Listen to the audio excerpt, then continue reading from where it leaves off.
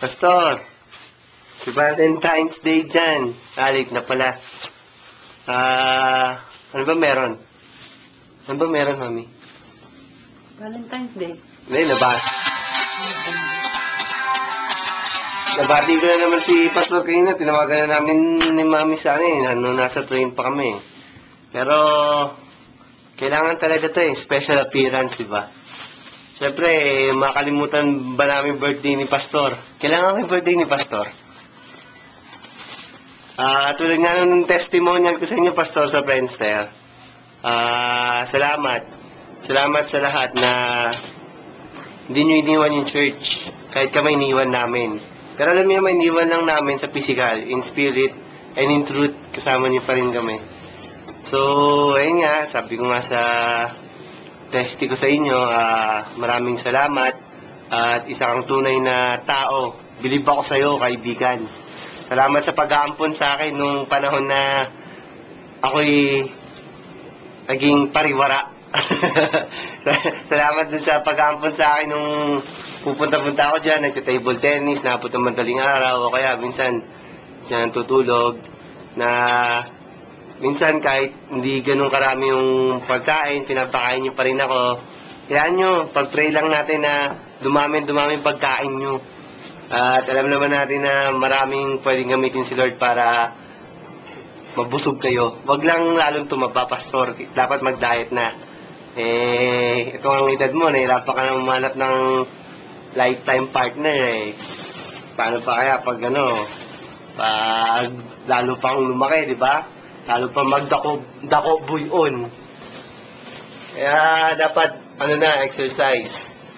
Dapat, pag nagmumotor, tinutulak na lang yung motor. Tipid sa gas, naglalakad pa, nag-exercise, di ba? O kaya mag-bike na lang uli. So, ayun, salamat sa pagiging tunay na kaibigan. Salamat sa lahat ng ginawa niyong tulong sa amin. Salamat din sa pag-handle sa church na hindi makalimutan yung sinabi niyo na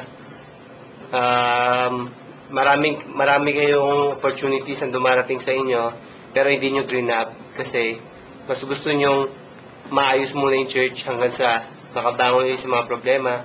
At ayun, nakikita niya, unti-unti nang bumabangon, di ba? At ang dumami, yung ating mga kabataan na kailangan na alagaan. Kaya para sa mga young people na matatanda na dyan, ako, bata pa ako So, kilala niya kung sino kayo, lalo na yung pinakamatanda dyan. Tsaka yung mga natira kong mga matatagal na rin dyan, yung mga natira matatagal na rin dyan, alagaan nyo yung mga ating mga mas nakababatang mga young people.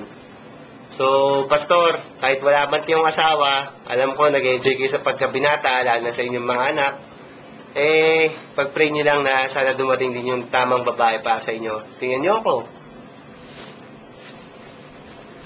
Push lang ng push. Maraming babae dito, pero wala inahaya ko na lang silang humabol sa akin. Joke lang. Inahaya ko na lang sila. Alam ko naman din ako maubusan kasi alam ko meron itinakda sa akin si Lord na babae. So, hindi ko kailangan magmadali. So, ayun nga, bukod dun sa push na pray until something happens, mag-push na kayo, Pastor. Ito ang bago na discover ko sa Canada. Gap. Yan ang sagot sa push gap. Close up camera woman. Thank you. GAP means God answers prayers. So yan, sikat na brand yan dito, mamahalin yan. Sa Pinas, mo ko kung ano yan. Part 2. Naputol Si Mami kasi di nagbubura ng mga nakalagay sa camera niya. So, ayun nga. Nasaan na ba ako? By the way, Tito Tess. Ang haba na nito Baka magalit pa kayo, mapagalitan niyo pa ako. Pero syempre, di ba? Di ba porket sinabi hindi natin na mag-record kami ng video di na kami magre-record pag di niya kami sinabihan. Syempre, si Pastor pa, malakas yan Ano, Pastor, no? Ano pa ba masabi ko? Pasensya na, haba na naman ng video pero at least, di ba, di naman boring. So, ayun, alam ko, namimiss niyo ako. Kaya, hayaan nyo, namimiss ko din sarili ko hanggang ngayon. Hintayin nyo, papadala akong telepono dyan para tawagan nyo ako kung namimiss nyo ako. Kahit anong oras, tawag kayo. Basta may sumasagot. So, sana alagaan niyo si Pastor, hindi lang si Pastor ang nag-aalaga sa inyo. Lalo na yung mga young people, alam niyo ba kung anong sinabi ni Pastor. Wish lang sana ni Pastor na pag may mga nagtatrabaho ng mga young people, sana di kayo makakalimot na, ayun, di ba? Na, syempre, alam niyo mo kung gano'n kayo kamahal ni Pastor. Pakita niyo yung pagmamahal niyo sa kanya na pakainin niyo, treat niyo, pakainin niyo sa labas ng bahay. Bigyan baseball. Huwag na, mataba na si Pastor eh. Mataba na raw si Pastor. Di, treat niyo, not kayo sine. O bigyan niyo pang gas, di ba? Mahal ang gas dyan. So, ayun, ayun nga, alam ko, naalaman niyo na yung balita na kami ni Daddy, ayan, kumakain sila, oh. Ayan, si Daddy, umiinom. Ayan, pagkain. Si Mami, kakain na lang, may video pa, ayan. Kami ni Daddy na lay off, pero okay lang, hindi kami nawawalan ng pag-asa dahil alam namin, God answers prayers, especially when you push. So, alam namin, may maganda pang plano para sa amin si Lord na, sabi nga, when God closes the door, He opens the electric fan, the windows, or He opens windows. Ayun. So, alam namin, Windows XP, Windows Vista, nakabukas yan. Part 3. Napuputol na naman eh. So, ayun, magbababay na lang. Bye-bye. Thank you sa lahat. Isa kang mabuting kaibigan. Sabi ko nga, you're not a friend. You're a good friend or you're a best friend and a pastor, yeah? Di pala rin sinabi ko. You're not a pastor. You're a pastor and a friend. So, salamat, Pastor, sa pag-iisang tunay na kaibigan. Hindi lang sa aking Nanay Tess, at sa aking Mami Josie, kundi sa akin din na na-experience ko. Salamat sa simula pa man na naging mabait ka sa amin, sa aming mga taga-church na naalala ko lang, nung dating bago ka pa lang. Ayun, bago ka pa lang, payat ka pa. So, nakita ko sa'yo, isa kang, makataong pastor na wala kang pinipili. Mahirap man o mayaman, nakikimingel ka. Share-sharean mo kahit ano pa. Mataas man o mababa. Yun nga, di ba, sabi ni Lord, be humble. Kung sino man ang nagpapakumbaba, itinataas niya. At ang nagpapakataas, ibinababa niya. Huwag ka naman gumaya kung nakaitumataas eh. So, ayun. Salamat sa lahat. Tingin niyo yung, padala ko dyan. Padala ko eh. Hangin. Padala ko hangin dyan. Libre lang yun eh. So, ayun. Salamat sa lahat. At hello sa lahat ng mga fans ko dyan. Hi. Alam ko, na-miss niyo yung panibagong pelikula ko. Ito na yung bago kong movie.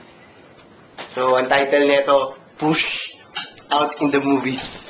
So, bye-bye na. Remember, hindi lang merong push, meron ding gap. Okay? BC. B-U-S-Y. Don't be busy. BC means being under Satan's yoke. So, ayun push gap, don't be busy. God bless. Part 4. Nakalimutan pa ako sabihin. Kailangan ko pa sabihin talaga. I love you, Pastor. Alam niyo naman yun di ba?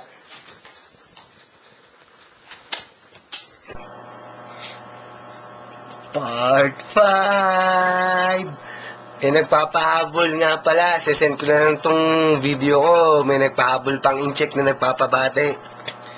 Congrats daw. Pating ko raw, congrats. Congrats doon sa pamangkin nung birthday man na si Pastor Rodney. Congrats sa pamangkin. Yung hinablos niya, si Hansel. Congrats, Hansel, may girlfriend ka na. Sabi mo, Ngayon, binati kita, Nga pala, baka may mga mag-react dito, ikaw ko, siyempre, ako pa, papabutas ba akong tenga? Magnet lang yan. Ginawa ko lang na ginawan ko lang ng lock, pero magnet yan. Good boy pa rin So, ayun, habol lang yon. Congrats, Hansel. may girlfriend ka na. Sana, Christian. Okay? Bye-bye!